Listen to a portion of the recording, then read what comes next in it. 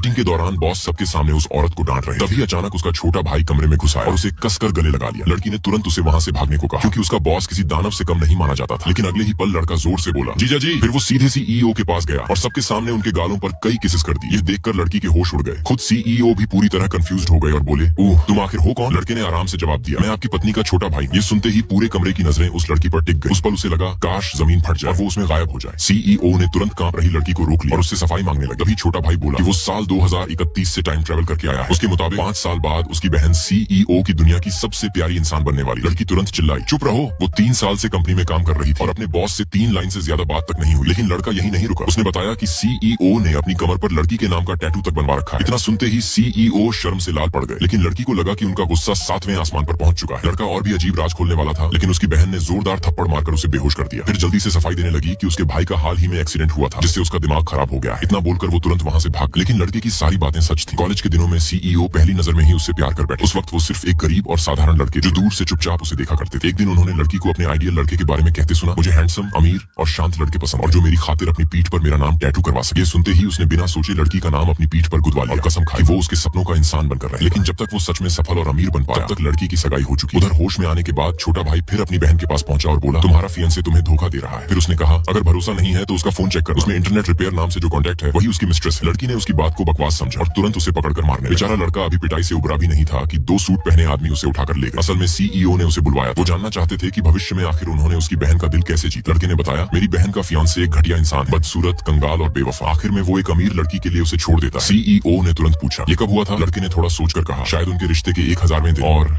1000वां दिन आज ही था। उधर लड़की अपने फियांसे के साथ शादी रजिस्टर कराने जा रही। तभी उसे अपने भाई की बात याद आई। मौका मिलते ही उसने चुपके से उसका फोन चेक किया और सच में उसमें इंटरनेट रिपेयर नाम का कॉन्टैक्ट मौजूद था। वो अभी सदमे से बाहर भी नहीं निकली थी कि उसी कॉन्टैक्ट से एक रोमांटिक मैसेज आ गया। जैसे ही उसका फियांसे वापस आया लड़की वहीं फट पड़ी। लेकिन वो बेशर्मी से सब झूठ बताता रहा, यहाँ तक कि बोला, देखो मैं अभी इसी वक्त उसे डिलीट कर देता। अगले ही पल लड़की ने उसे जोरदार थप्पड़ मारा। गुस्से में आदमी भी उस पर हाथ उठाने वाला था। तभी सही समय पर सीईओ वहाँ पहुंचे। उन्होंने तुरंत अपने बॉडीगार्ड्स को आदेश दिया कि उस आदमी को बाहर ले जाया जाए। ब्रेकअप के बाद छोटा भाई अपनी बहन को दिलासा देने लगा, उदास मत हो, आखिर में सीईओ ही तुमसे शादी करेंगे। लेकिन लड़की ठंडे स्वर में, अब मुझे प्यार पर भरोसा नहीं। तभी सीईओ बोले, किसने कहा कि शादी सिर्फ प्यार से होती है? मेरे घर वाले लगातार शादी के लिए दबाव डाल रहे हैं। कॉन्ट्रैक्ट मैरिज मेरे लिए कोई समस्या नहीं। लड़की तुरंत बोली, दिन में बॉस की डांट सुनो और रात में उसी के साथ रहो, ये तो 24 घंटे ओवर टाइम हो जाएगा। सीईओ ने शांत आवाज में कहा, हर महीने 5 मिलियन यूरो। इतना सुनते ही लड़की की आंखें चमक उठी क्योंकि वो दोनों पहले से ही मैरिज ऑफिस के सामने खड़े। उसने तुरंत हाँ कर दिया और इस तरह लगभग गलती से दोनों अंदर गए और शादीशुदा होकर बाहर निकले। क्योंकि ये सिर्फ कॉन्ट्रैक्ट मैरिज थी इसलिए उन्होंने तय किया कि जितने कम लोगों को पता चले उतना बेहतर होगा। लड़की ने भी वादा किया कि वो ऑफिस में किसी को सच नहीं बताए। उसके जाने के बाद छोटा भाई हंसते हुए सीईओ से बोला, आप सच में उससे प्यार करते हो? फिर फेक मैरिज का नाटक क्यों? सीईओ आत्मविश्वास से मुस्कुराए, अब जब शादी का सर्टिफिकेट मेरे पास है तो क्या तुम्हें लगता है कि मैं तुम्हारी बहन का दिल नहीं जीत पाऊंगा? लेकिन लड़का हंसते हुए बोला, भविष्य में आप पूरी तरह मेरी बहन के गुलाम बन जाते हो। उसकी एक नजर पर आप कीबोर्ड पर घुटनों के बल बैठ जाते हो। सीईओ तुरंत बोला, मैं कभी इतनी बेइज्जती वाली चीज नहीं करूंगा। लेकिन कार में बैठते ही उन्होंने धीरे से अपने असिस्टेंट को आदेश दिया, घर के सारे कीबोर्ड बदलवा और इस बार सॉफ्ट वाले लेना जिन पर घुटने टेकना आरामदायक हो। कुछ समय बाद लड़की सीईओ के घर रहने आई। दरवाजे पर एक खूबसूरती से तैयार महिला को देखकर वो तुरंत झुककर बोली, नमस्ते माँ। सीईओ ने ऑकवर्ड होकर कहा, वो मेरी माँ नहीं, हाउसकीपर है। जब लड़की ने इतना बड़ा ड्राइंग रूम देखा कि उसमें आराम से साइकिल चलाई जा सकती और ऐसी वाइन बॉटल्स देखी जिनकी कीमत उसकी साल भर की सैलरी से ज्यादा, तो वो मन ही मन सोचने लगी, भले ही ये कॉन्ट्रैक्ट मैरिज हो लेकिन अमीर होने का एहसास सच में कमाल का है। फिर हाउसकीपर उसे एक कमरे में ले गई और बोली, ये सीईओ का मास्टर बेडरूम। लड़की तुरंत बोली, इतना बड़ा घर है और कमरे नहीं है क्या? लेकिन हाउसकीपर ने बताया कि सिर्फ एक ही गेस्ट रूम है। पहले तो लड़की खुश हुई, लेकिन दरवाजा खोलते ही अंदर अपने छोटे भाई को देखकर उसका गुस्सा फूट पड़ा। वो उसे बाहर फेंकने ही वाली थी कि तभी सीईओ पीछे से बोले, इसे ये कमरा इतना पसंद है तो इसे यहीं रहने दो, तुम मेरे कमरे में रह सकती हो। लड़की तुरंत मना करने लगी, लेकिन सीईओ बोले, मैं काउच पर सो जाऊंगा, तुम बेड पर सो जाना। आखिरकार उसे मानना पड़ा। जैसे ही लड़की वहां से गई सीईओ ने छोटे भाई को उसकी शानदार एक्टिंग के लिए 20,000 यूरो भेज दी। अगले दिन दोनों ऑफिस पहुंचे। एलिवेटर में बाकी कोवर्कर्स भी थे, इसलिए लड़की ऐसे बिहेव करने लगी जैसे वो बस संयोग से अपने बॉस से टकरा गई। सीईओ ने तुरंत महसूस कर लिया कि वो कितनी कोशिश कर रही है उनसे दूरी बनाने की। वहीं लड़की इस बात से खुश थी कि अभी तक किसी को उनकी शादी के बारे में पता नहीं। तभी अचानक एलिवेटर का दरवाजा खुला और एक अमीर हेरेस अंदर आई। सीईओ को देखते ही वो मुस्कुराकर बोली, आज रात मेरे साथ डिनर चलिए, शायद एक डेट भी। हर बार की तरह सीईओ ने बिना सोचे ठंडे अंदाज में मना कर दिया। फिर उन्होंने कहा, मेरी पत्नी चाहती है कि मैं हर रात घर पर डिनर करूं। ये सुनते ही लड़की डर से पीली पड़ गई, लेकिन वो अमीर लड़की हंस पड़ी। उसे लगा सीईओ सिर्फ बहाना बना रहे हैं। वो मुस्कुराकर बोली, अच्छा तो बताइए आपकी पत्नी कौन है? सीईओ ने शांत चेहरे से जवाब दिया, मेरी पत्नी मेरे ठीक बगल में खड़ी है।